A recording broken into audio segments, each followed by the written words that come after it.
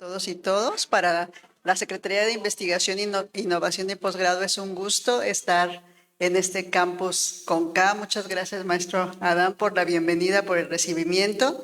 Y bueno, en esta ocasión nos complace estar acá para compartir la conferencia Plantas en Crisis, manejan el estrés mejor que nosotros, que nos enseguida presentamos a la ponente.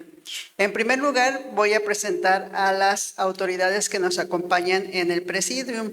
En principio, le damos las gracias al maestro Adán Mercado Luna, coordinador general del Campus Conca.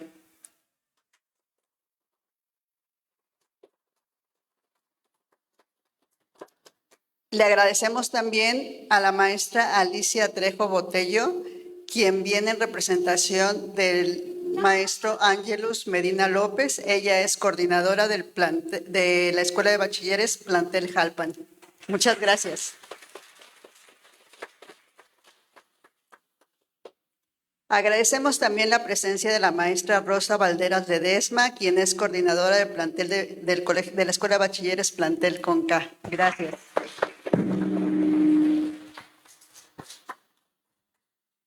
También nos acompaña el doctor Padrón, coordinador. Doctor Octavio Roldán Padrón, coordinador de la Licenciatura de Producción Agropecuaria Sustentable. Muchas gracias. Y nos acompaña el doctor Manuel Toledano Ayala, secretario de Investigación, Innovación y Posgrado. Muchas gracias, doctor.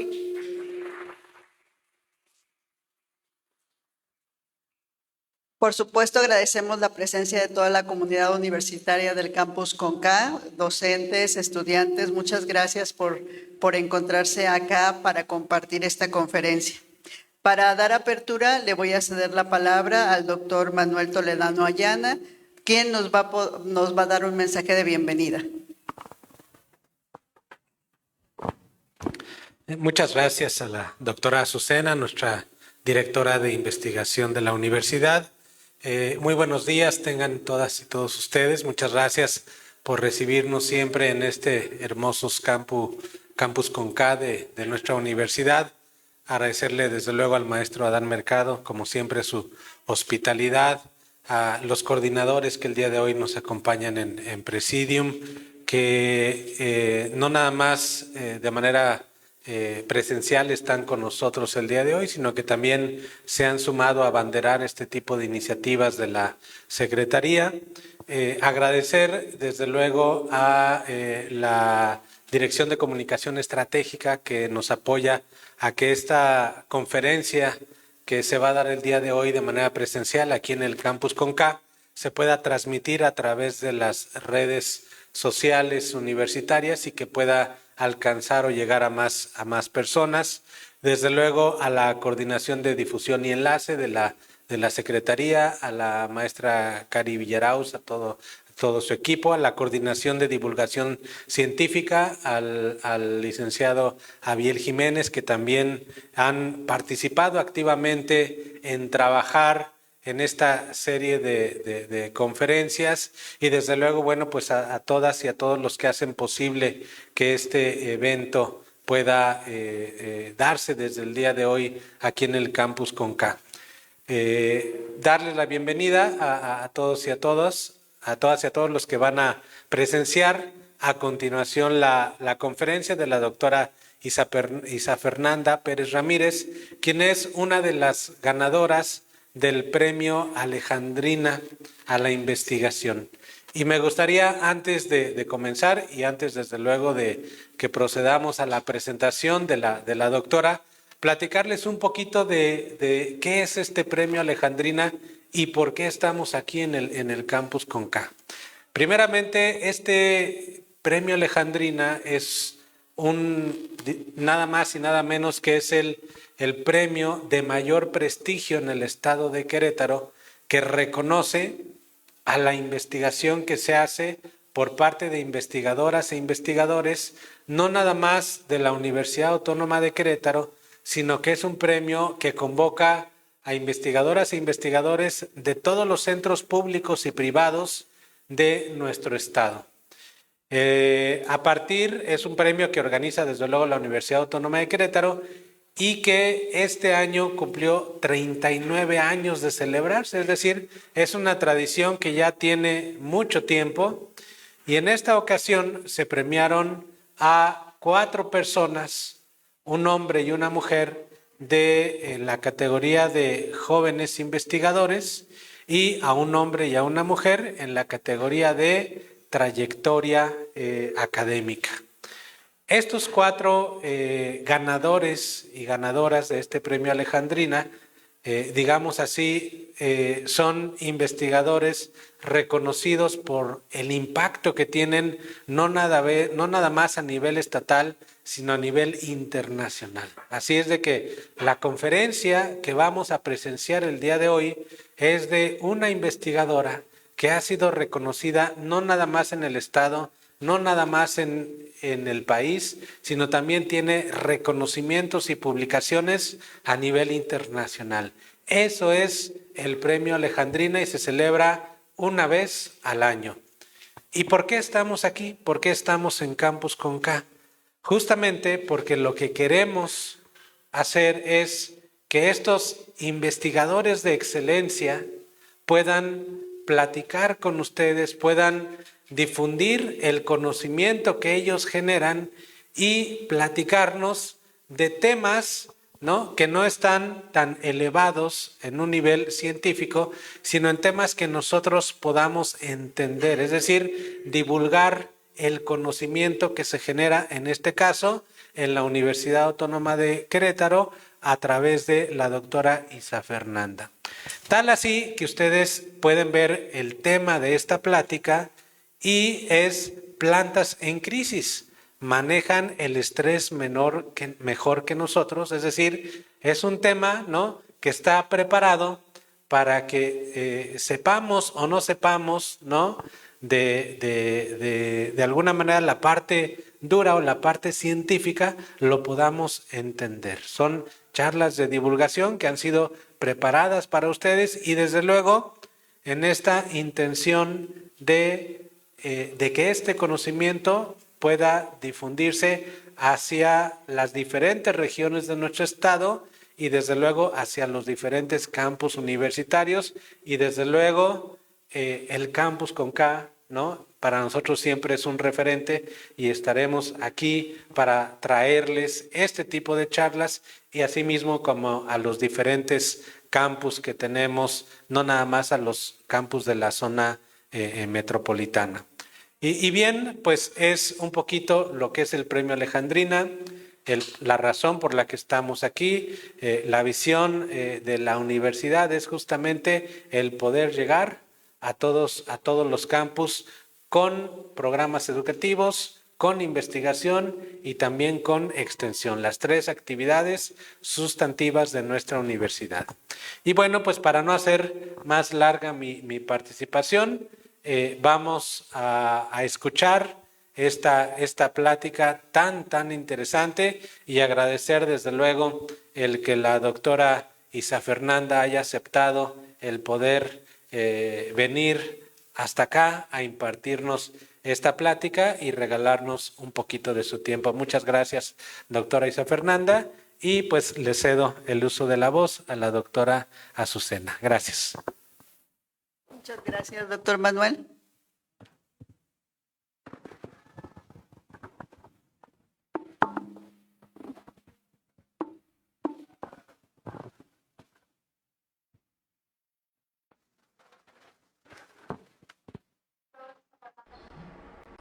Soy Isa Fernanda Pérez Ramírez, profesor investigador de la Facultad de Química.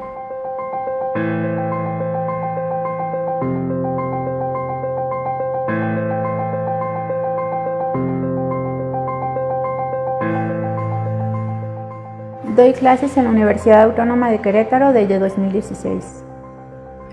Soy miembro del Sistema Nacional de Investigadoras e Investigadores Nivel 2. Como química me especializo en bioquímica molecular. La bioquímica es esencial para poder entender el funcionamiento de nuestro organismo a nivel molecular.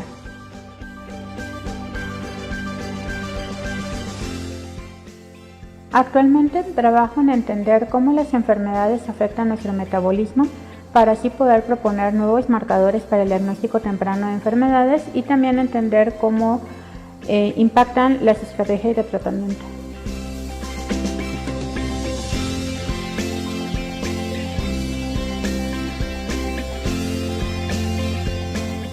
Considero que compartir y construir conocimiento con las nuevas generaciones es la forma para avanzar en la ciencia en México.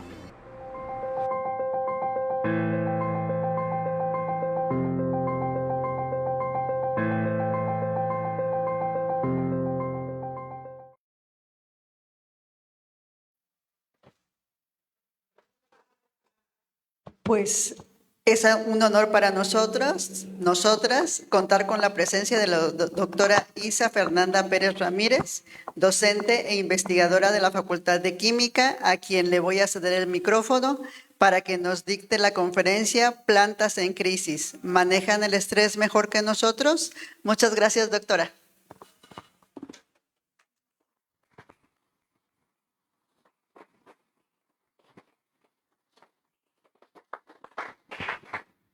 Muchas gracias.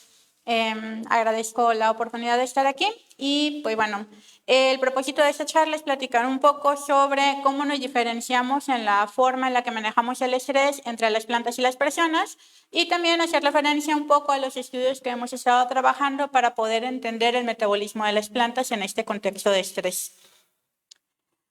Entonces, pues bueno, primero me gustaría que entendamos o que todo nos quede igual de claro cómo funciona nuestro organismo en algunos conceptos que considero pertinentes para poder entrar después a la parte de las plantas.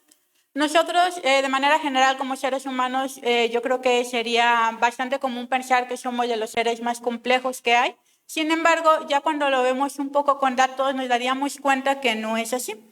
Por ejemplo, si hablamos a nivel de lo que viene siendo el genoma, bueno, no sé qué tan familiarizados estén con la parte del estudio del genoma, pero en sí no tiene tantos años que se logró secuenciar por completo y de hecho todavía hasta hace un par de años estaba trabajando en la secuenciación de los cromosomas, pero bueno, tomó unos 13 años poder tener todo lo que viene siendo la secuencia del genoma humano. Claro está que hoy en día, pues en 1 o 2 días podemos obtener la secuencia de un organismo, pero bueno, en aquel entonces no era tan fácil. Y pues para nosotros los humanos se describe un genoma de 3.2 billones de pares de bases, que si nosotros desenrolláramos y extendiéramos todo nuestro ADN, tendría una longitud aproximada de 2 metros y nos tomaría leer toda esa secuencia, o bueno, años, nos tomaría leerla y sería un libro exageradamente extenso. Pero no somos los más complejos, simplemente si nos comparamos con el ajolote, él tiene un genoma 10 veces más grande que nosotros y no es, como quiera, el más amplio. Entonces, ¿qué es lo que a nosotros nos hace pensar que somos tan complejos? Pues bueno, la realidad es que el genoma no es toda la historia. Sí es la parte que nos diferencia entre especies, pero no es suficiente entender el genoma. Al final de cuentas, el genoma lo que va a hacer es que nuestro ADN va a transcribir y usualmente se pensaba en la primera línea, que era que una molécula, o bueno, nuestro ADN transcribía a específicos mensajeros, que estos se traducían a la vez a la proteína, y la proteína pues es la que lleva a cabo la mayoría de las reacciones biológicas, ¿no? Sin embargo, pues hoy en día se sabe que no era tan sencillo, sino que nosotros a partir de nuestros ARN, nuestros pre-ARN mensajeros, vamos a tener una gran cantidad de ARN mensajeros que van a estar sufriendo modificaciones y entonces a partir de uno solo se producen muchísimas proteínas. Una vez que se produce la proteína, esta todavía puede sufrir muchas modificaciones que van a afectar su función biológica. Entonces ya no era tan sencillo como decir, ya conozco el genoma y entiendo el sujeto de estudio, o a la especie, a la persona, al animal, sino que pasan muchísimas reacciones biológicas para que nosotros podamos seguir entendiendo el proceso. Por ejemplo, la historia pues no acaba con las proteínas. La mayoría de las proteínas que tenemos nosotros, los mamíferos, van a tener una función de enzima, es decir, van a participar en reacciones biológicas y esto va a derivar a la producción de metabolitos. Para pensarlo de manera muy sencilla, si nosotros pensáramos en un metabolito muy común, sería la glucosa. Sí, para nosotros la glucosa es una fuente de energía, es esencial para la vida y la producimos gracias a una gran cantidad de reacciones biológicas, además de la que consumimos, por supuesto. Entonces, en sí, yo a lo que me enfoco es estudiar a estos metabolitos. Si se dan cuenta, viene siendo ya de las últimas partes de todo el proceso biológico que tenemos todos los seres vivos. Entonces, si el genoma es bastante similar entre nosotros, ¿qué es lo que nos hace ser tan diferentes? Nosotros tenemos que diferenciar algunos conceptos. Por ejemplo, el entendimiento del genoma lo que nos va a dar es el genotipo, que es cuál es el potencial genético que tiene un organismo. Todos tenemos nuestro genotipo, pero eso no es lo que nosotros vemos. Lo que nosotros vemos en cada uno de nosotros es el fenotipo, que es lo que se observa de lo que se expresó de ese genotipo. ¿Ok? Entonces el genoma, si se dan cuenta, cada vez lo vamos dejando un poquito más atrás, porque de pasar de aquí a aquí sucedieron todas esas reacciones. Pasamos al ARN, pasamos a las proteínas, pasamos a los metabolitos, que es en sí lo que va a influenciar el fenotipo. De hecho, si nos quisiéramos tratar de regresar a lo que es el genoma, todos nosotros, todos los seres humanos, compartimos el 99.9% de nuestro genoma, de tal manera que el 0.1%, que es esta línea tan pequeñita que apenas si se nota, es lo que hace que podamos tener diferencias físicas observables, por ejemplo, entre ojos de color distinto, estaturas distintas, etc. Pero de manera muy interesante, el fenotipo, que es esto que nosotros expresamos diferencialmente de nuestro genoma, va a ser una combinación bastante compleja entre los genes que nosotros heredamos de nuestros padres con todos los factores ambientales a los cuales estamos sujetos durante toda nuestra vida. ¿Eso qué quiere decir? Nuestro fenotipo es dinámico. No es el mismo fenotipo que tenemos hoy al que tuvimos ayer o antier, porque nuestros factores ambientales han cambiado. Entonces, esto es bastante interesante porque básicamente nuestra personalidad, nuestras características físicas, la forma a la que nosotros reaccionamos, por ejemplo, a un alimento, si somos alérgicos o no, si nos cae un poco pesado un alimento, si somos tolerantes a un fármaco, si la cafeína nos hace efecto o no nos hace efecto, todo eso es gracias, o esas diferencias son gracias a nuestros fenotipos. Específicamente, al que a mí me interesa estudiar, se le conoce como fenotipo metabólico. Este fenotipo metabólico hace referencia a todos los metabolitos que nosotros producimos. Eso, pues básicamente nos permite entender muchísimas cosas. Por ejemplo, en una persona nos permite identificar algunas características que nos hacen que seamos alérgicos o no a un alimento, pero también que tengamos mayor o menor predisposición a una enfermedad. Por ejemplo, todos asociamos mucho el cáncer a que este tipo de enfermedad tiene un componente importante genético, y no voy a decir lo contrario. Pero, aun cuando muchas personas cuentan con un gen que predispone al cáncer, no a todas esas personas les da cáncer.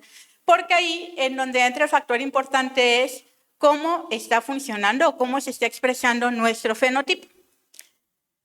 Entonces, si nosotros estamos hablando a nivel metabólico, no a nivel genómico, sino a nivel metabólico, nos damos cuenta de que somos una interacción compleja y diversa de metabolitos, donde solamente una parte de ella son nuestros. ¿Sí? Entonces, aquí en este embudo podemos ver la cantidad de metabolitos que nosotros producimos en nuestras reacciones. Más de 200,000 metabolitos de los que ya se encuentran reportados. Sin embargo, el estudio de los metabolitos es bastante nuevo y se estima que desconocemos el 90%. ¿Sí? Entonces, estamos en terrenos todavía bastante nuevos, pero bueno, hasta ahorita son los que se han descrito. Luego podemos ver cuántos metabolitos tenemos nosotros ahorita en este momento después de haber desayunado, después de haber tomado un café y también después de haber cenado, porque muchas cosas que cenamos todavía las estamos metabolizando. Todos este tipo de metabolitos provienen de la dieta. Luego tenemos los metabolitos que producimos por nuestras bacterias, que los más conocidos pues serían los del colon. Sin embargo, pues nosotros también tenemos bacterias en los ojos, en los oídos, en la garganta. Entonces, pues todos estos metabolitos microbianos también están participando en nuestro metabolismo. Por supuesto, pues también tenemos metabolitos que vienen de fármacos y, por ejemplo, ambientales. No sé, al igual y se pusieron alguna crema y pues esa crema tendrá componentes que sí se absorben y que son metabolizados por nosotros. Todo esto conforma nuestro fenotipo, ¿va? Entonces es muchísimo más complejo si lo vemos a nivel metabólico, que si hablábamos de él a nivel genómico, donde decíamos 0.1% de diferencia nos hacía tanta diferencia. Pero si lo vemos a nivel de metabolitos, miles de metabolitos tenemos diferente, incluso entre gemelos. ¿Ok? Entonces, somos complejos, efectivamente, somos seres complejos. Pero si nosotros lo vemos en números con respecto a los metabolitos, las plantas nos ganan. Nosotros se han reportado 200,000 metabolitos, pero de las plantas se conocen más de 500,000 metabolitos. ¿Okay? Entonces, pues, las plantas, curiosamente, a pesar de que tienen una tasa metabólica más baja, es decir, su metabolismo es más lento, tienen una producción muchísimo más grande de metabolitos. Entonces, uno se podría preguntar por qué, y es algo muy sencillo. Las plantas tienen la característica de que cuando están sometidas a un estrés, ellas activan metabolismo. Y eso hace que estén produciendo miles de metabolitos. Pero ¿a cuánto estrés está sujeta una planta? Simplemente pasó al aire. O sea, la planta está sujeta a muchísimas condiciones de estrés. A diferencia de nosotros, también nos estresamos, pero nuestro cuerpo no produce tantos metabolitos como respuesta al estrés. ¿Cuántos conocen? Yo creo que ahorita el más común, pues el cortisol, ¿no? Que yo creo que hace 10 años en su vida habían escuchado de que, traigo alto el cortisol, y ahorita ya se ocupa como una frase bastante común hablar de eso. Pero hay muy pocos metabolitos, muy pocas hormonas, comparándolo con las plantas, que están relacionados con la respuesta a estrés. Nosotros manejamos muy diferente el estrés. De entrada nos adaptamos. Si nos está lloviendo, colocamos una sombrilla, un paraguas. O sea, tenemos una respuesta muy diferente. Pero también, cuando ya estamos bajo una situación de estrés, nosotros más bien, digamos que luchamos contra los efectos negativos. Estamos combatiendo el estrés ya después. La planta lo maneja muy diferente porque ella sí adapta su metabolismo. Nosotros no. Esta diferencia lo es debido a que las plantas de entrada son sésiles, no se pueden mover. No hay manera en que la planta pueda trasladarse para poderse quitar de la fuente de estrés. Está lloviendo, se va a mojar. Hay mucho viento, se va a mover para todos lados. Llega un herbívoro, va a ser mordida. No, ella no se puede mover, todos los demás sí, y eso nos hace menos diverso metabólicamente. Esa es la diferencia más grande que hay. Entonces, al momento en que las plantas no se pueden mover para evitar todas las condiciones de estrés, pues hace que su metabolismo sea mucho más diverso y más activo en ese sentido. Existen muchas fuentes de estrés para una planta. Escucha. Y se clasifica de manera tradicional de dos maneras. El estrés abiótico, que viene siendo aquel estrés que viene... ¿Me muevo?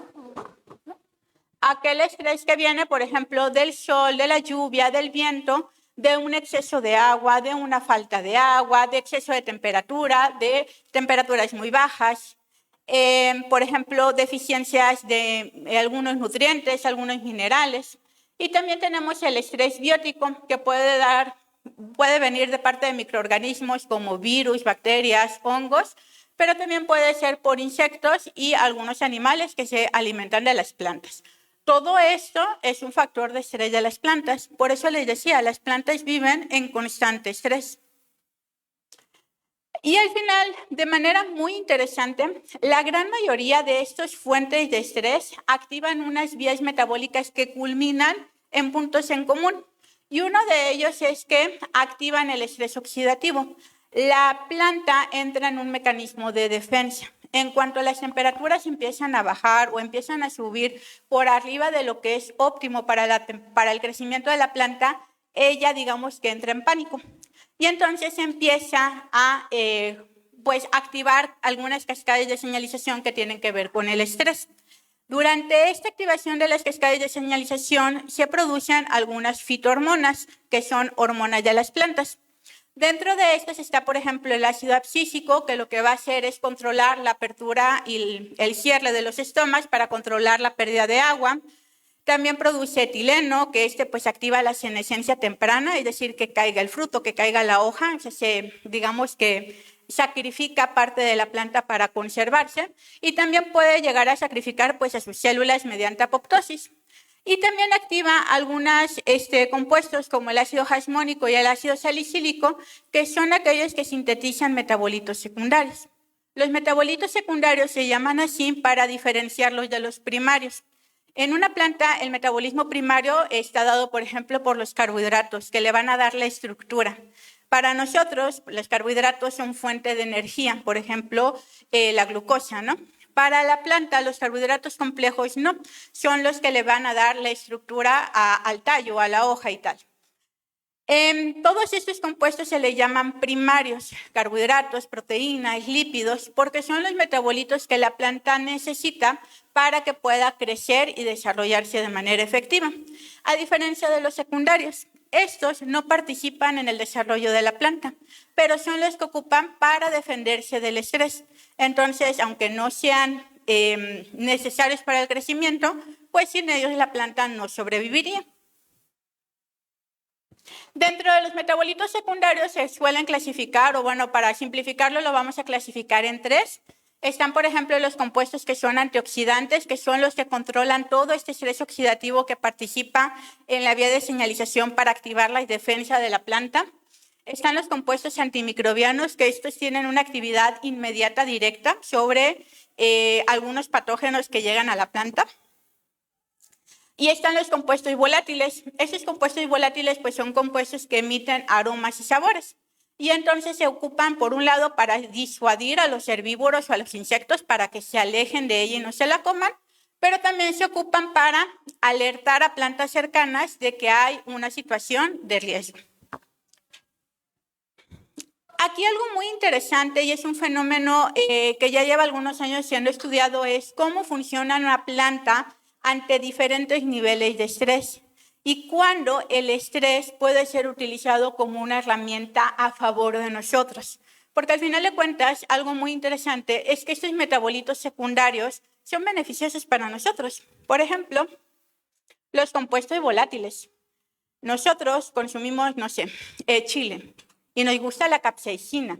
La capsaicina es un metabolito que tiene un sabor picante, pungente. La planta no lo sintetizó para que a nosotros nos gustara esa sensación de que nos pica. La planta lo produce para alejar a los insectos que se la quieren comer. La planta, no sé, el perejil o ay, se me olvidaron de repente todas las plantas, el romero, que emiten un olor muy fuerte, pues tampoco es para que a nosotros nos encante, es para defenderse. Ahora, somos seres que nos consideramos no nada más muy complejos, pero también tenemos un poquito de mentalidad egoísta de decir, bueno, ¿qué tal si yo le estreso a propósito para que produzca más capsaicina, el chile pique más y le guste más a los mexicanos? ¿O qué tal si estreso al romero para que tenga más compuestos volátiles y tenga más olor y a las personas que les gusta ser carne asada, pues les gusta todavía más? ¿Sí? Entonces, en ese contexto de utilizar el estrés a nuestro favor, vienen todos estos estudios de los que les voy a platicar. Pero es importante entender que el estrés, así como a nosotros, tiene un punto de quiebre. No podemos estresarnos o estresar una planta y pensar que va a aguantar siempre. Para que la planta produzca estos metabolitos secundarios, algo tiene que sacrificar. No puede estar produciendo todo al mismo tiempo.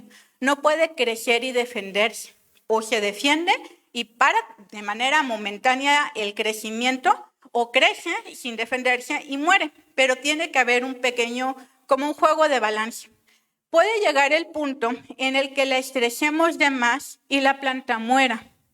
¿Sí? ¿Por qué? Pues porque estamos sacrificando su desarrollo y no queremos llegar a esto. Al final de cuentas, lo que queremos es una planta que sea vigorosa, que sea bonita, que crezca, que haya rendimiento, si estamos hablando de producción agrícola, pero que también tenga esos compuestos secundarios de defensa. Entonces tenemos que cuidar el balance. Si yo no le pongo suficiente estrés, pues entonces no voy a ver el efecto sobre los metabolitos secundarios. Lo que nosotros queremos es llegar a este efecto hormético, que también se le llama eustrés, que es la dosis de estresor suficiente para promover tanto el crecimiento como el desarrollo de la planta, es decir, que no se sacrifique esta parte, pero que sí tengamos una producción importante de metabolitos secundarios con pues fines completamente para, pues no nada más para nosotros. De hecho, pues las plantas pues también se les van a comer las vacas y nosotros queremos que la leche tenga buena calidad, pues entonces necesitamos darles buen alimento. Entonces va toda una cadena ahí. Es por ello pues, que el estrés ya se utiliza como una estrategia agrícola para que nosotros tengamos plantas que produzcan más metabolitos secundarios. Pero no nada más ahí. También queremos plantas que toleren la sequía. Queremos plantas que toleren, por ejemplo, de repente los frentes fríos que están llegando a zonas donde antes no habían. Queremos que las plantas toleren las temperaturas tan altas que se están alcanzando en algunas regiones. Entonces, todo este juego de inducir estrés a la planta como para prepararla sería como el equivalente de cuando nosotros nos vacunamos. Estamos estresando a la planta y puede haber un efecto tal que generaciones futuras de esa misma planta pues ya tengan una predisposición para poder tolerar un poquito más las condiciones adversas del ambiente. En este contexto, pues les voy a platicar sobre 3 proyectos con los que he estado trabajando en este tema. Uno de ellos es el mango. El mango, no sé si alguna vez han escuchado hablar de este fenómeno que de manera como coloquial se le conoce como mango niño. ¿No? Nadie pareciera decir que le suena el mango niño. Qué bueno. Entonces sí, muy bien. Pero los demás, qué bueno que no lo conocen porque es un problema agrícola. Suena bonito, mango niño, pero no. Es un mango que no se desarrolla bien y que queda chiquito. Así empieza, por ejemplo, cuando se está todavía en madurez fisiológica, pero ya cuando nos lo comemos, si se dan cuenta, no creció, quedó chiquito.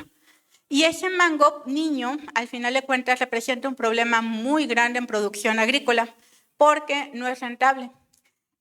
Para que nosotros podamos comercializar el mango, tanto de manera nacional como de manera internacional, debe de cumplir cierto tamaño y cierto peso.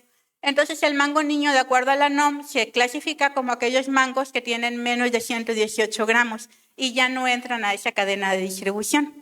Por lo tanto, solamente queda el consumo local. Dijeras tú, pues bueno, ¿cuál es el problema? Está simpático, está chiquito. De hecho, en algunos estados donde se da mucho este fenómeno, le llaman mango de un solo bocado, porque pues está simpático, ¿no? El nombre, suena bonito. Los agrónomos, los agricultores, la gente del campo no lo recolecta, porque no les es rentable. Les cuesta más tiempo, más trabajo recolectarlo, que no supera el costo de su trabajo, el costo de venta. O sea, no le ganan dinero. Entonces es mango que se va a la merma. ¿Qué tanto es un problema? Bueno, no está como problemático en todos los estados. Por ejemplo, entiendo que aquí en Campus Conca siembran mango y sin embargo ustedes no conocían el fenómeno. Entonces no es un problema que le afecta a todos. Pero estados que tienen mucha producción, como por ejemplo Nayarit, con quienes yo hago esta colaboración, ellos reportan que existen huertos comerciales que tienen pérdidas derivadas a mango niño en alrededor del 90% de su producción. Entonces, ya ahí estamos hablando de temas importantes, y más en estados como Nayarit. Nayarit puede ser un estado muy chiquito de tamaño, pero básicamente depende de la agricultura, de la pesca y del turismo. Entonces, que le peguemos a cultivos prioritarios para el Estado, pues sería bastante interesante poder ayudarles a poder disminuir este fenómeno. El fenómeno ya sí lo queremos ver un poco de qué es lo que está pasando. Digamos que un mango normal, disculpen que lo llame de esa manera, pero es que si no tendría que decir mango no partenocárpico, y creo que no sería tan amigable la charla. Entonces, para fines de hacerlo un poquito sencillo, imagínense comillas cada vez que yo diga mango normal, y vamos a referir al mango normal, pues al mango comercial. Ay, perdón. Este mango comercial ustedes lo conocen y cuando alcance su madurez fisiológica perfectamente se puede ver que tiene una semilla que va creciendo conforme va madurando y va creciendo. Vamos a tener dos fenómenos que dan el mango niño. Uno se le llama partenocarpia y el otro espermacarpia. La partenocarpia es la más común y se da aproximadamente en el 54% de la producción nacional de mango Ataulfo, que es específicamente el mango que le da mayor incidencia de este fenómeno. Este mango se desarrolla sin que haya una fecundación del óvulo, por lo tanto no hay semilla. En cambio el otro se desarrolla después de la fecundación, pero el embrión se aborta y eso hace que tenga una semilla atrofiada. Se ve como una semilla como rota y masudita, se ve diferente a la semilla normal. Ambos fenómenos van a dar el mismo efecto. El mango ya no crece de manera normal, pero el que nosotros estudiamos específicamente pues es el más común, que es la partenocarpia. Entonces, aquí en adelante le voy a decir mango normal al mango no partenocárpico, es decir, el mango con semilla, que comemos normalmente, y al mango niño, pues vamos a referir al partenocárpico, que fue el que estuvimos estudiando. Es muy interesante en qué momento se empieza a desbordar todo, en qué momento da el problema. Básicamente, cuando hablamos de lo que viene siendo el mango, de manera normal, en la parte de arriba, podemos ver que se lleva a cabo la fecundación de manera adecuada, es decir, el polen fertiliza el óvulo, se desarrolla la semilla y va creciendo. Y vamos a ver tres etapas muy claras. División celular, se empieza a dividir las células de manera muy rápida. Posteriormente tenemos la elongación y llegamos a la madurez, que se divide comúnmente en dos: la madurez fisiológica, que es la madurez del árbol, y por otro lado tenemos la madurez de consumo, que es la madurez a la que nosotros comemos el fruto, que no es lo mismo. ¿Qué pasa cuando nosotros tenemos un mango niño? En el caso de la partenocarpia, pues no se lleva a cabo la floración, el mango crece sin una semilla y, si se dan cuenta, no lleva a cabo el desarrollo de manera normal. De hecho, el mango pues queda de un tamaño de 3 a 4 veces más pequeño del mango normal. El crecimiento es mucho más lento y es limitado. Ahora, algo muy importante de mencionar es que la semilla tiene un factor muy importante en el crecimiento, desarrollo y maduración del mango. Cuando el mango no tiene semilla, depende de otros factores hormonales para poder lograrlo, porque sí madura, llega hasta el final, pero llega con trabajo y limitado, pero sí llega. Entonces empieza a depender de otros factores metabólicos para poderlo lograr. Entonces, pues como esto era un problema, es un problema bastante importante en Nayarit, estuvimos estudiando este fenómeno y algunas de las cosas interesantes que nosotros estuvimos midiendo fue empezar a ver algunos metabolitos que se producen como respuesta a estrés. Uno de los principales metabolitos secundarios que se dan en frutas y en hojas son los polifenoles, que nosotros pues los consumimos principalmente como compuestos que nos ayudan, pues que tienen efectos antioxidantes.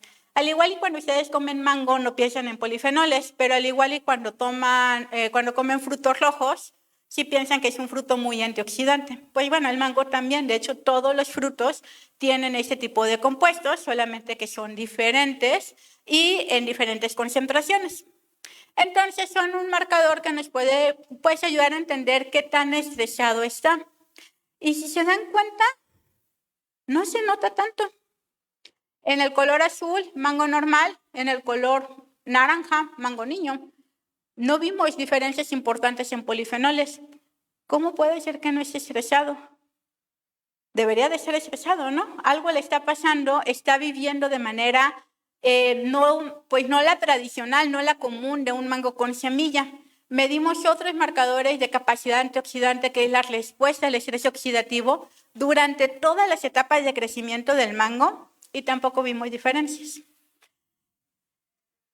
Medimos algunas enzimas que tienen que ver con la respuesta antioxidante de la planta, son enzimas, proteínas que produce el mismo mango para poderse defender.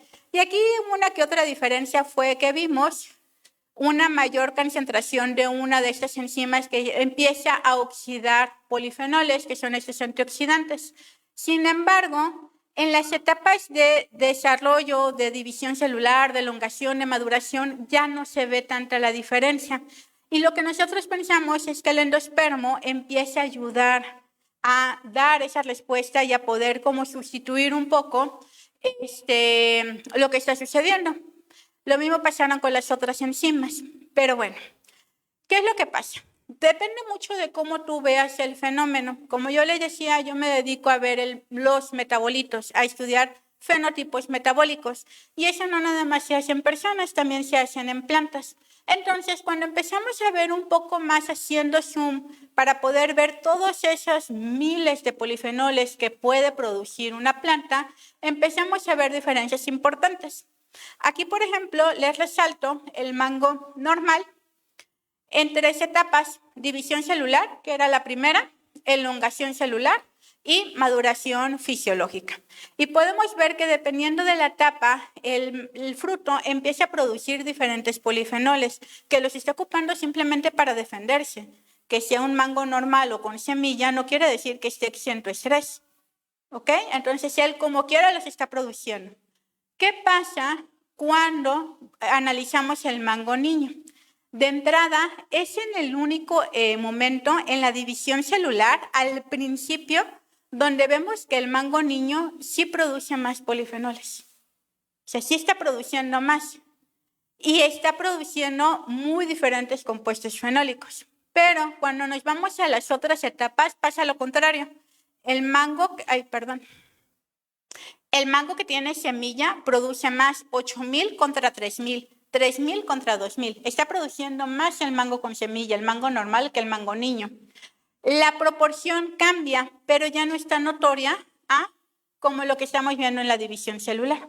Entonces, pareciera que el problema sí va desde un principio y como nos habíamos imaginado, conforme el mango va desarrollando y va creciendo, va metiendo estrategias de adaptación para compensar la falta de semilla y eso es lo que lo empuja a cuesta arriba, pero lo empuja a que llegue a la madurez fisiológica. Esto nos ha dado pie para hacer los siguientes estudios. Actualmente lo que estamos estudiando son más metabolitos. Estudiar solamente los metabolitos secundarios nos permite estudiar la respuesta del estrés, pero no nos permite entender todo lo que pasa en la planta. Al final de cuentas, la planta era una combinación de metabolismo primario y secundario. Entonces, lo que estamos estudiando es el metabotipo. Esto nos va a permitir llegar, bueno, es el plan, es la parte como ideológica cuando uno empieza a proponer proyectos, pues por un lado, pues entender qué vías metabólicas se están activando o que se están inhibiendo durante la partenocarpia. Esto nos va a permitir primero, pues entender el fenómeno. Una vez entendiendo el fenómeno, podemos identificar puntos críticos o biomarcadores para poder decir, por aquí nos podemos ir. Identificando metabolitos que se encuentran alterados, también podemos implementar algunas estrategias para poder ayudar.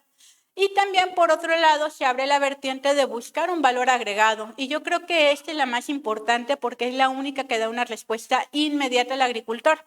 El agricultor tiene un problema de merma muy grande y está perdiendo dinero por sembrar mango, bueno, por tenerse un mango. Entonces, estudiarlo a nivel de entender el metabolismo no le resuelve nada al agricultor hoy. Entonces, primero tenemos que buscar qué podemos hacer con el mango.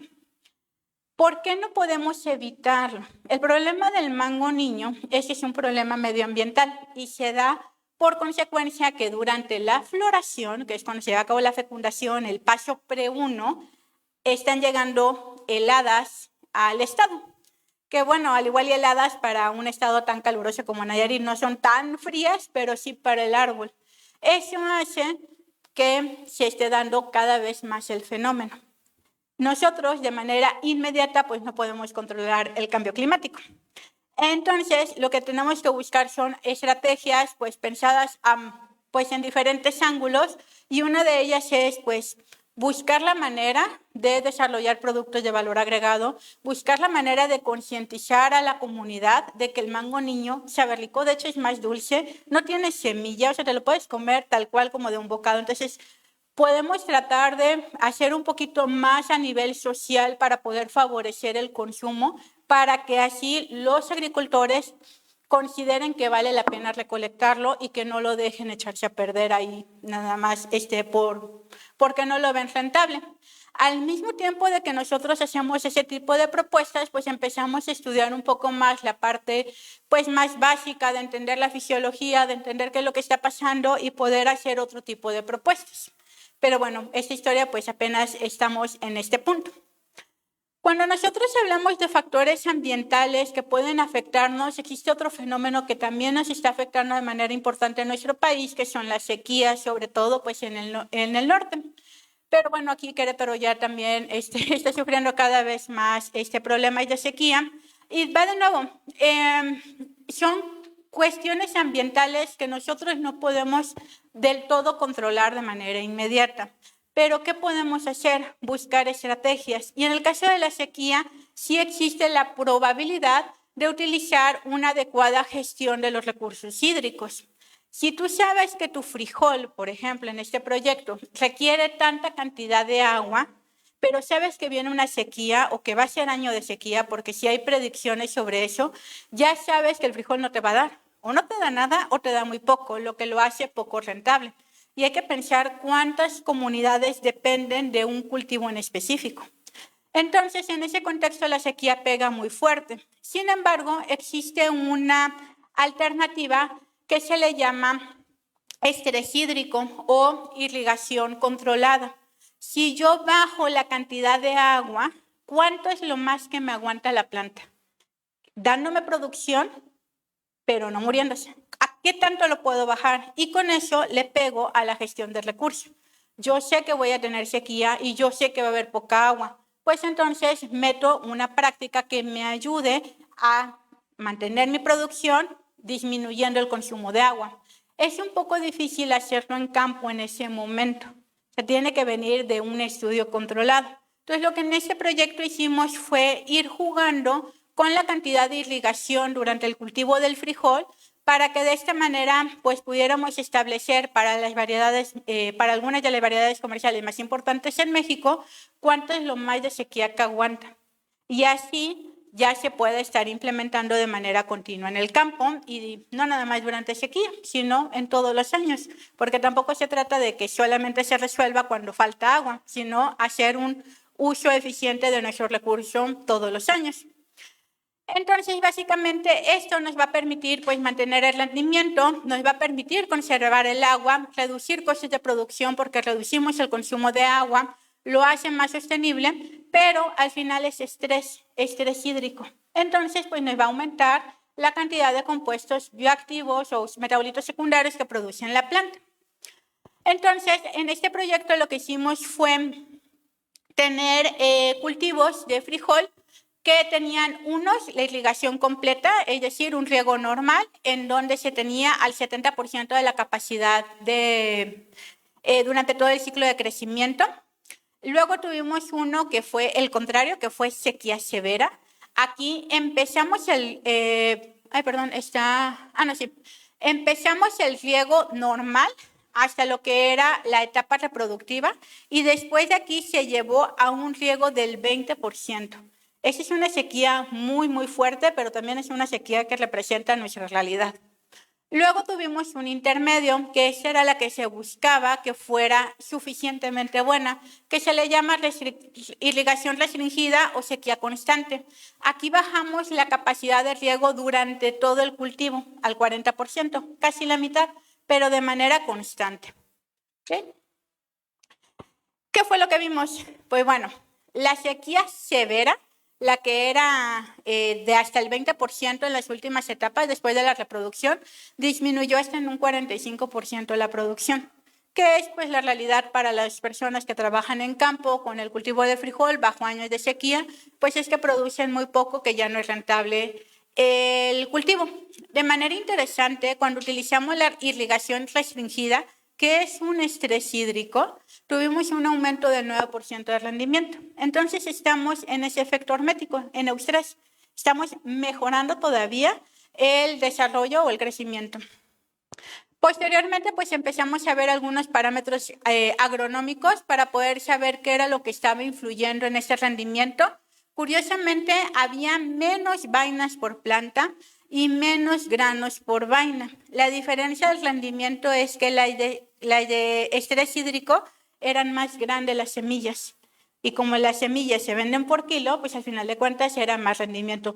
Pues al final era mejor, ¿no? Pero no era porque la planta estuviera generando más vainas o más granos. Porque acuérdense que está en estrés, está suprimiendo o inhibiendo un poco su metabolismo primario, que es el que pues, le ayuda a crecer y desarrollarse. Hicimos un análisis para poder medir qué metabolitos tenía de metabolitos secundarios, porque una de las razones por las que consumimos el frijol, aparte por ser un alimento básico que nosotros tenemos pues en relativa abundancia en el país, pues es porque tiene muchos efectos benéficos a nuestra salud. Nos da saciedad, nos da proteína, nos da fibra, pero también tiene algunos compuestos como los polifenoles que son antioxidantes. Entonces hicimos un análisis para poder observar cómo se comportaban. En este gráfico podemos ver aquí en color verde que se agruparon todas las plantas que eran de irrigación restringida, es decir, de estrés hídrico. Después, en color rojo, las que eran irrigación completa. Y por último, las que estaban en estrés severo. De manera interesante, vamos a ver la coloración. Cada una de las líneas es un compuesto. Identificamos 101 metabolitos secundarios, que bueno, si hablamos de los 500,000 que tienen, nos quedamos muy cortos. Pero bueno, es un estudio bastante amplio en el contexto de lo que se logra alcanzar hoy en día. Y podemos observar que cuando tenemos la irrigación completa, casi todos están en color azul, que son los niveles más bajos de estos compuestos, que es cuando la planta está creciendo en la mejor condición de vida. Ella no está estresada, pues produce poquitos metabolitos secundarios, por lo menos no está estresada por falta de agua. Luego tenemos la sequía severa. Aquí algunos se mantienen bajos y de repente otros aumentan, pero no todos. En sequía severa ya estábamos matando a la planta. ¿Se acuerdan? El rendimiento bajísimo. Entonces no era lo mejor. Estábamos en una condición que se le llama distrés, demasiado estrés que ya es negativo. En cambio, cuando teníamos una irrigación restringida, que era controlado el estrés, casi todos los metabolitos se vieron a la alza y por mucho. Entonces estamos produciendo más rendimiento de frijol, pero también un frijol que tiene más metabolitos secundarios. Y de manera muy interesante, ¿qué es lo que podemos alcanzar a hacer con este tipo de estudios? Podemos identificar qué tipo de compuestos son los que hacen la diferencia. Aquí, por ejemplo, están los compuestos de la irrigación restringida. De los 101, estos son los 15, creo que 15 más importantes que distinguen a estos frijoles de los demás.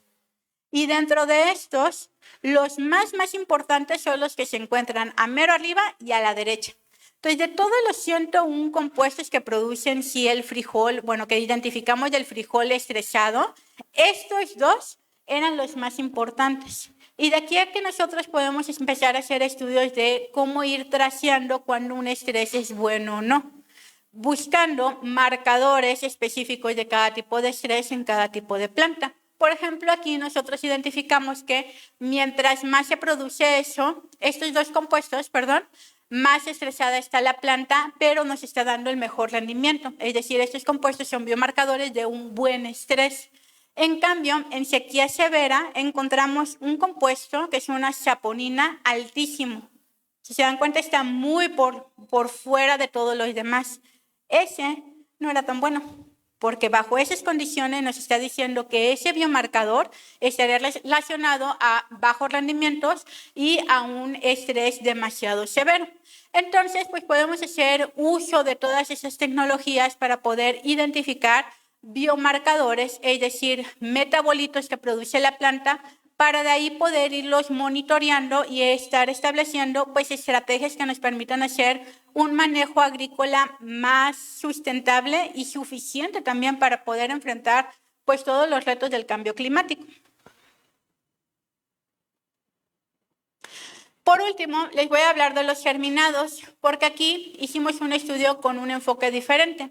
En el caso del frijol y del mango, lo que nosotros hicimos fue evaluar qué pasaba bajo condiciones de cambio climático, que son cosas que no controlamos del todo. En el mango era completamente incontrolable. En el de frijol estábamos tratando de entender un fenómeno que se da, que es la sequía, buscando controlar para regresar al campo y dar esa estrategia. En el caso de los germinados, no. Aquí hemos hecho en el grupo varios proyectos, pero en el caso de la avena, lo que estuvimos haciendo es buscar cómo podemos potenciar la producción de compuestos con beneficio a la salud. Muy específicamente, no estábamos buscando tener un impacto completamente en campo, sino que queríamos beneficio para nosotros como consumidores. La germinación, al final de cuentas, pues es la primera etapa de crecimiento de una planta que va de semilla a una planta joven y ya de por sí, en sí, la pura germinación, pues nos da un producto que tiene un alto valor nutritivo. Pero si nosotros a esto le sumamos el estrés, pues lo podemos potenciar aún más. En este caso, con la semilla, con los germinados, estuvimos jugando un poco con lo que viene siendo la temperatura y la humedad. Estas de aquí son las condiciones óptimas para la germinación de la avena y nosotros encontramos que tras 3 días ya alcanzábamos el 100% de germinación con el mayor tamaño de radícula. Hicimos 5 tratamientos de estrés, pero los más importantes, a mi juicio, fueron estos 2, uno bueno y uno no tan bueno. Cuando nosotros trabajamos a mayores temperaturas y mayores humedades, sí se alcanzaba el 100% de germinación 2 días después. Si empezábamos, a la planta le costó un poquito más de trabajo, pero lo logró. Pero de menor tamaño. Eso es importante, ¿no? Porque acuérdense, el tamaño en cuestión de plantas pues afecta el rendimiento, el precio. En el caso de contrario, cuando nosotros bajamos la temperatura, 5 grados nada más, y bajamos 5% la humedad, la germinación nunca llegó al 100%, llegó solamente a un 67%, un poco más de la mitad de las semillas germinaron a un tamaño de 1/4 de tamaño de las condiciones óptimas. Entonces quedaron muchísimo más pequeñas y pues nunca se germinaron por completo. Aquí hicimos lo mismo, estudiamos cientos de metabolitos y de manera súper interesante, yo creo, de manera muy interesante, en este caso hicimos un análisis diferente, se llama análisis de clúster. Este análisis lo que busca es, ok, tú identificaste 106 metabolitos secundarios. Si yo los veo a ellos, ¿puedo agruparlos? Por ejemplo, si yo los veo a todos ustedes, simplemente viendo sus rasgos físicos, ¿podría hacer grupos? Y decir, aquí van todas las personas con ojos negros y allá las de ojos cafés. Ah, bueno, pero allá también hay algunas que tienen el pelo negro y unas que tienen el pelo café. ¿Las dejo juntas o las separo? Ese es un análisis de clúster, agrupar a personas de acuerdo a ciertas características. En el caso de las plantas, pues las buscábamos agrupar de acuerdo a ciertos metabolitos. Y encontramos que sí impactaba de manera muy importante las condiciones de germinación. Pero, como ya les decía, nosotros lo queríamos pues para poderles dar una mayor cantidad de metabolitos secundarios, pensando no nada más en la defensa de la planta, sino pensando en nosotros como consumidores. Muchos de estos metabolitos secundarios tienen un potencial nutracéutico. ¿Qué quiere decir esto? Son compuestos que no nada más o no exclusivamente nutren, sino que te dan un efecto benéfico a la salud. Digamos, por ejemplo, una planta de la medicina tradicional mexicana.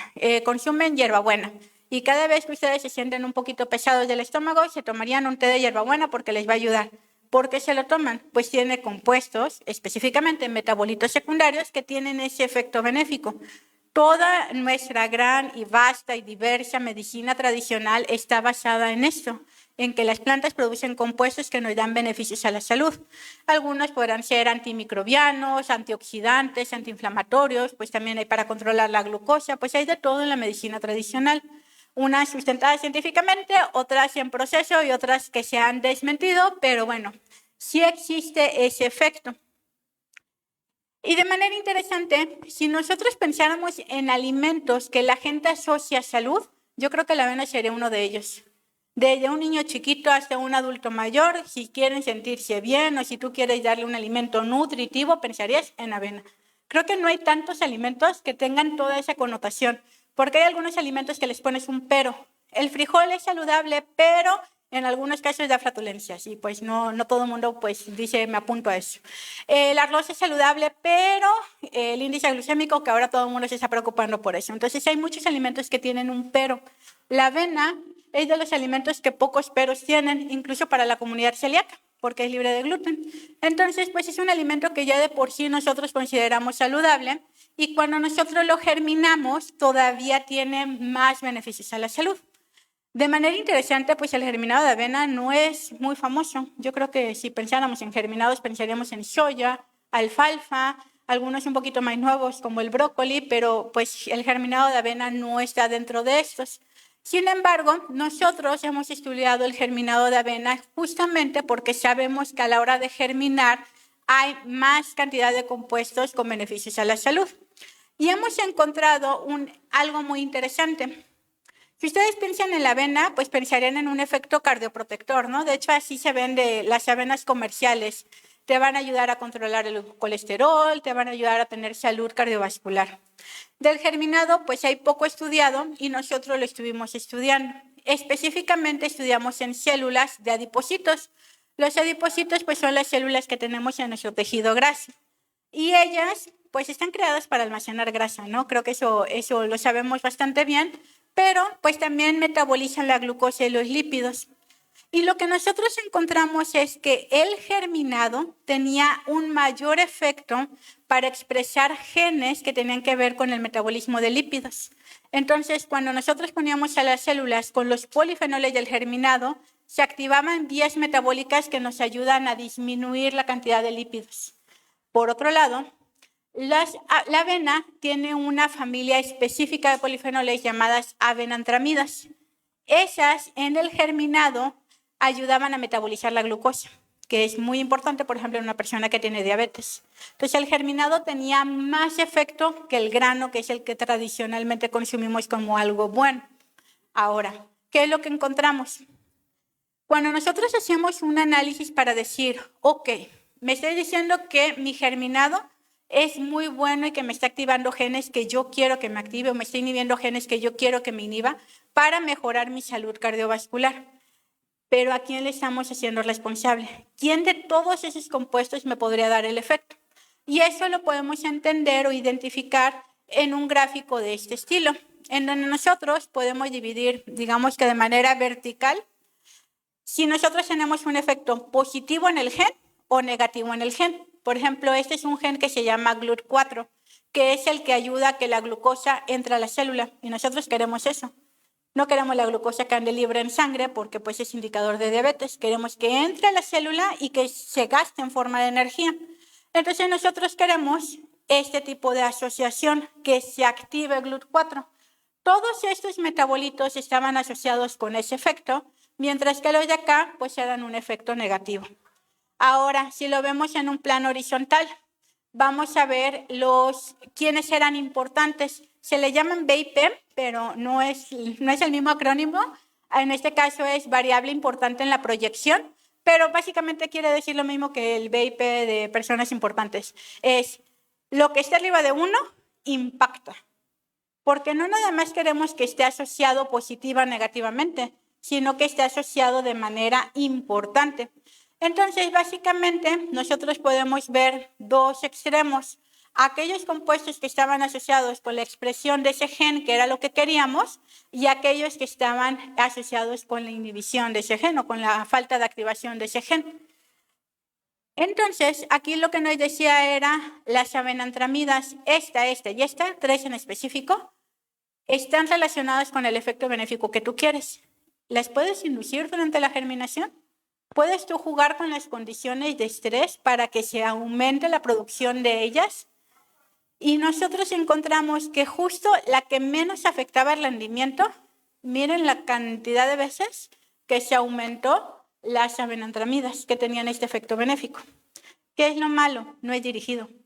Se aumentaron ellas y cientos de metabolitos más, pero por lo menos se aumentaron de las que queríamos que se aumentaran. De esta manera podemos empezar a combinar la parte de lo que sucede en el campo o en los invernaderos o en las cámaras de germinación de estar estresando plantas con efectos benéficos a la salud. Y finalmente, pues la otra parte con la que hemos estado trabajando, que ya no les pienso explicar a detalle, simplemente para comentar que no nada más se juegan con condiciones medioambientales, sino que también se pueden poner compuestos químicos que te activan estas mismas señales. Y entonces ya son, digamos, felicitaciones inducidas con compuestos, pues ya un poquito más intencionalmente, que tú sabes qué vía te está activando. Y de esta manera, pues se habla de la inducción de estrés como una estrategia agronómica.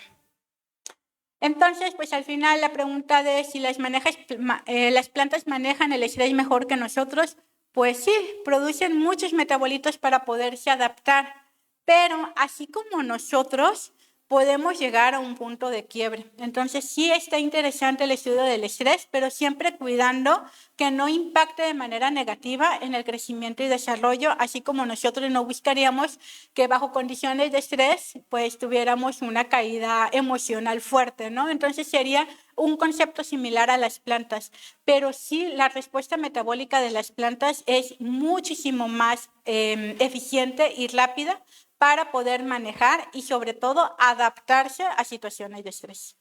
Muchas gracias.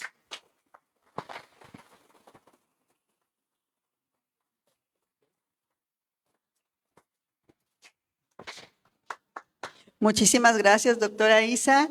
Y bueno, vamos a pasar un espacio de preguntas, comentarios, pues inquietudes al respecto de lo que presentó la doctora Isa. ¿Alguien tiene alguna pregunta o algún comentario?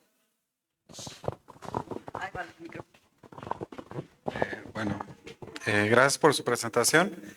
Mencionaba de que las plantas reaccionan al medio ambiente. Esa reacción puede convertirse en información que pase a los genes y que en una cantidad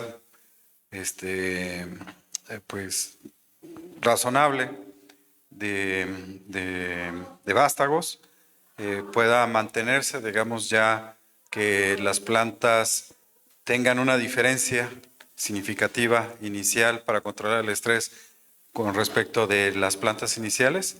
Sí, de hecho, yo los estudios que hago son a nivel metabólico, sin embargo, pues en el grupo de trabajo también se hacen a nivel de proteínas y a nivel de transcritos, y sí se observan cambios en la expresión de genes relacionados con factores de estrés.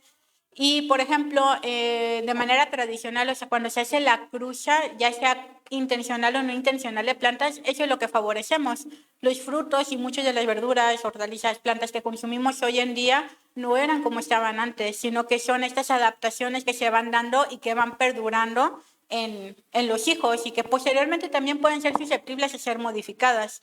Pero sí, pueden perdurar, así como nosotros heredamos esas predisposiciones, la planta también las estaría heredando.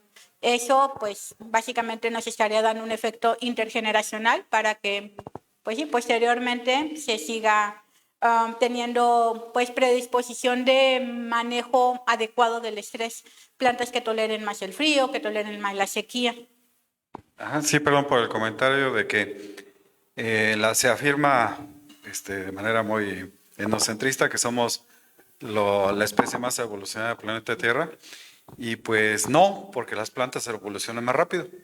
Nosotros, digamos, al azúcar, seguimos consumiendo, hemos aumentado nuestro consumo de azúcar en los últimos 300 años, igual se convierte en obesidad, igual se convierte en diabetes, igual se convierte en presión arterial alta, y en cambio las plantas, pues sí se puede, digamos, al cabo de 300 años, tener una especie que sea mucho más eficiente, claro, para asimilar esos efectos ambientales, ¿no? Sí, claro, justo era la razón de la analogía, porque creo que de manera general sí pensamos eso, al igual y no intencionalmente, al igual y no queremos ser egocéntricos y tan, así como de dárnoslas de tan alto, pero sí lo hacemos, o sea, es algo como poblacional, pero sí, efectivamente, o sea, las plantas se adaptan mucho mejor y evolucionan muchísimo más rápido de lo que nosotros lo hacemos.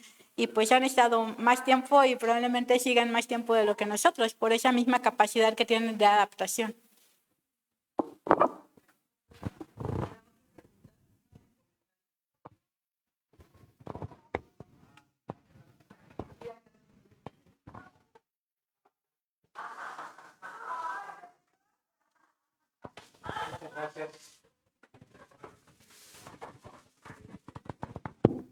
Ya. Muchas gracias, doctora, por la conferencia muy, muy interesante.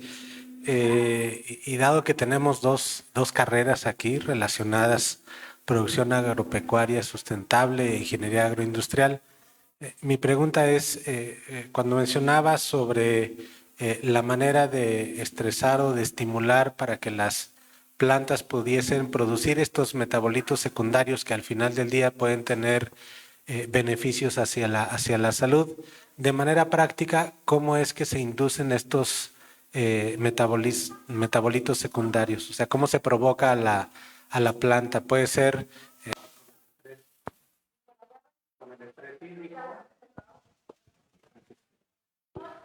Ahí está, ya está otra vez. Con el estrés hídrico o se le puede inyectar algún nutriente o algún producto químico. Sí. Aparte de los factores ambientales, por ejemplo, están los cortes que se le hacen a las plantas, que también inducen una respuesta de estrés a la hora de pues, tener que sanar esa herida, pues la planta está bajo estrés. También está el utilizar algunos compuestos, por ejemplo, nosotros hemos estudiado algunos como el ácido salicílico, el ácido jasmónico, el peróxido de hidrógeno, el quitosano, que son compuestos que activan esas mismas vías que activan los insectos. Entonces se puede simular. De hecho, creo que una práctica muy común es ponerle a las flores ácido acetilsalicílico, ¿no? Que para poder ayudar a que sobreviva un poquito más de tiempo, que se vea un poquito mejor, pues al final de cuentas estamos metiendo un factor que pues puede estar estresando, bueno, que está estresando a la planta y nosotros lo hacemos con la intención de tener un efecto benéfico, por ejemplo, estético, ¿no? Que es lo más común. ¿Qué más podría ser? Utilizar microorganismos, se pueden utilizar algunos patógenos o algunos microorganismos benéficos que al final de cuentas se estresan a la planta. Por ejemplo, simplemente una plaga pues está estresando a la planta. Nosotros no queremos llenar de plaga a las plantas, pero también existen microorganismos benéficos que no caen en esta categoría que estarían activando lo mismo. También se utiliza la estimulación, por ejemplo, con algunos extractos de plantas que al final también pues estimulan. Entonces le pones una planta distinta, un extracto de una planta distinta. Incluso el que tú pongas plantas, digamos que tú tienes tu cultivo de chile y le pongas cerca otro tipo de planta, va a ser un factor de estrés que puede ser bueno o malo. De hecho, en muchas prácticas agronómicas se hace de manera intencional el colocar algunos cultivos para proteger el tuyo o para simplemente proteger del viento o para cambiar un poquito pues el ambiente. Entonces, hay muchas intenciones que se utilizan o muchos objetivos, pero cualquier tipo de modificación es una fuente potencial de estrés.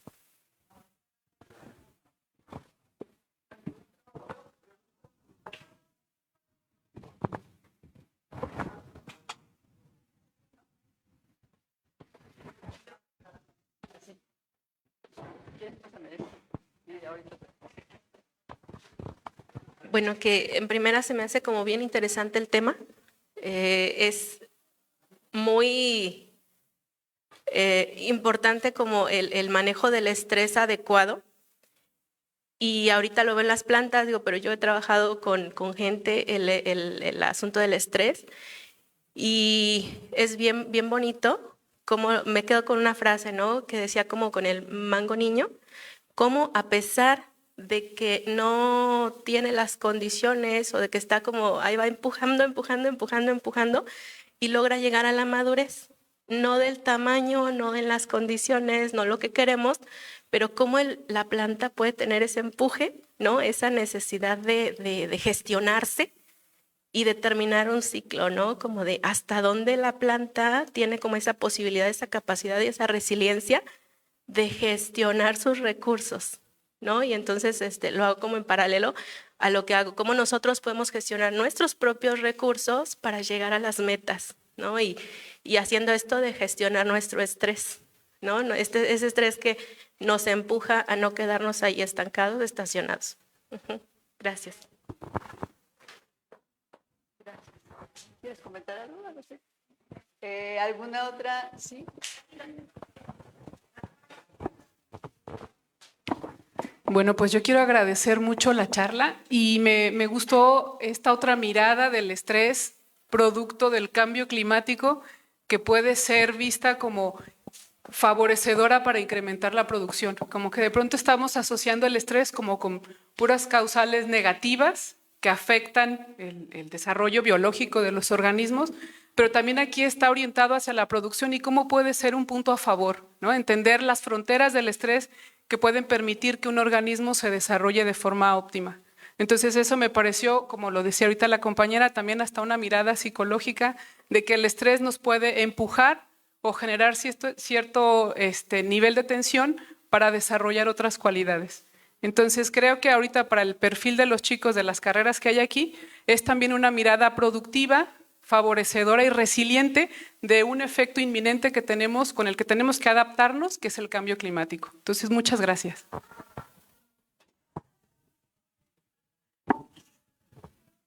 ¿Algún otro comentario?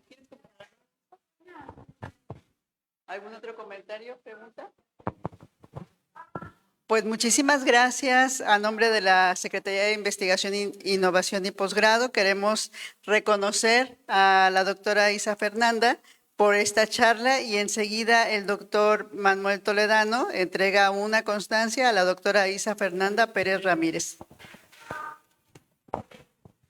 Muchas gracias. Pues vamos a leer el reconocimiento. La Universidad Autónoma de Querétaro, a través de la Secretaría de Investigación, Innovación y Posgrado, otorgan el presente reconocimiento a la doctora Isa Fernanda Pérez Ramírez de la Facultad de Química de la Universidad Autónoma de Querétaro por impartir la conferencia de divulgación científica Plantas en Crisis. Manejan el estrés mejor que nosotros. Santiago de Querétaro, Querétaro, 17 de octubre de 2024, y firma la doctora Silvia Lorena Mayayano, rectora de la Universidad Autónoma de Querétaro, y un servidor como secretario de Investigación, Innovación y Posgrado. Le damos, por favor, un fuerte aplauso a la doctora Isa Fernanda.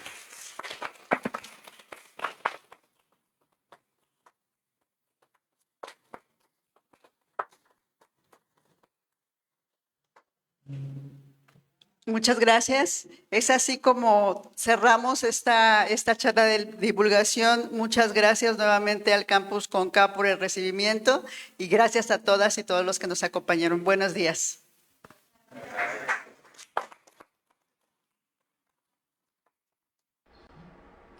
Soy